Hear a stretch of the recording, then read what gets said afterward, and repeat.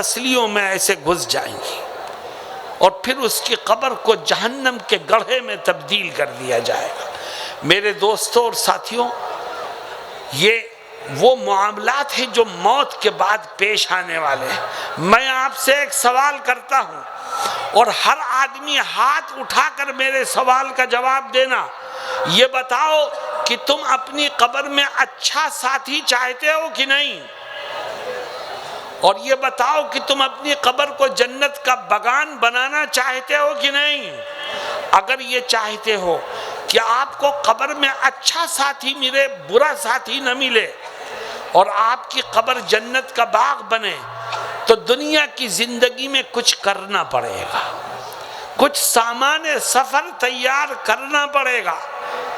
بتاؤ، تیار کرنے کے لیے تیار ہو؟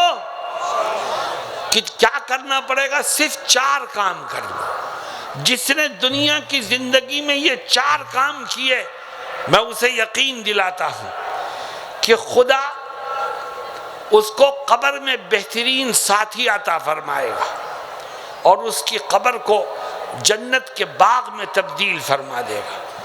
وہ 4 کام ہیں کیا؟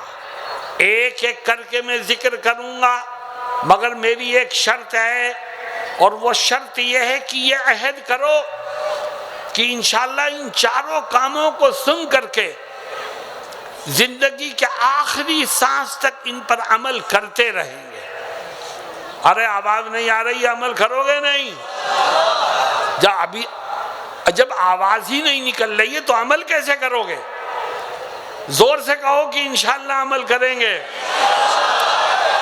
میرے دوستوں، یہ 4 کام ہیں اور ان کو غور سے سن کر کے دل و دماغ میں بٹھاؤ اور عمل کا جذبہ دلوں میں پیدا کرو، تو انشاءاللہ قبر میں پہنچو گے تو اللہ وہاں تمہارا استقبال کرے گا اور جنت کی نعمتوں کو نچھاور کر دے گا۔ سب سے پہلا کام، اگر یہ چاہتے ہو کہ قبر میں اچھا ساتھی ملے اور قبر جنت کا باغ بن جائے، تو سب سے پہلا کام یہ کرو کہ آج سے یہ طے کر لو کہ انشاءاللہ زندگی کے آخری سانس تک روزانہ 5 ٹائم کی نماز پابندی سے پڑھتے رہیں گے۔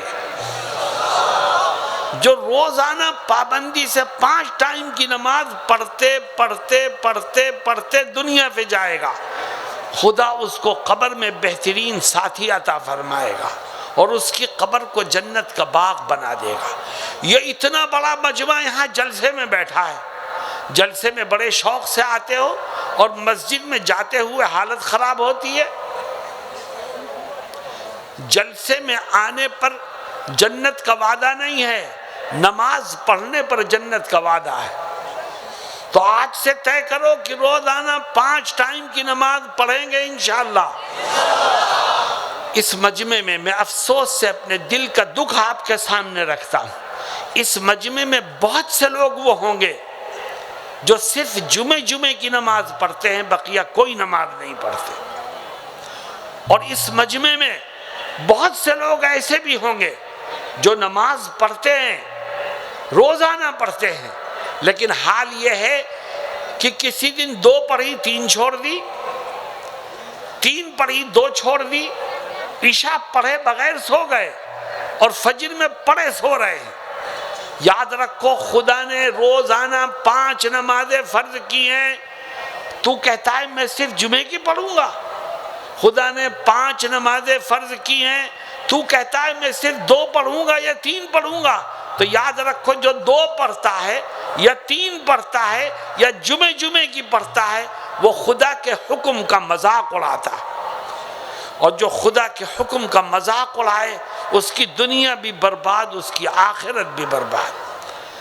اللہ رب العزت کے سامنے اپنے ماتھے کو ٹیکنے والے بنو، اور میں ان نوجوانوں سے